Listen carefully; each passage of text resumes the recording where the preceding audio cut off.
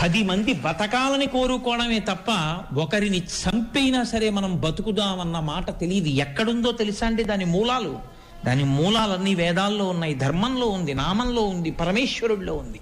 కాబట్టి తనికెళ్ళ భరణి గారు తేలికపాట ఒకటి రాశాడు.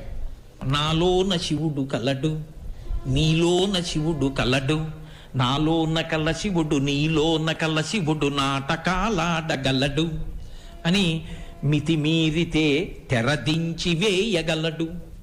కాబట్టి ఆయనే మీలో ఉన్నాడు, ఆయన నాలో ఉన్నాడు.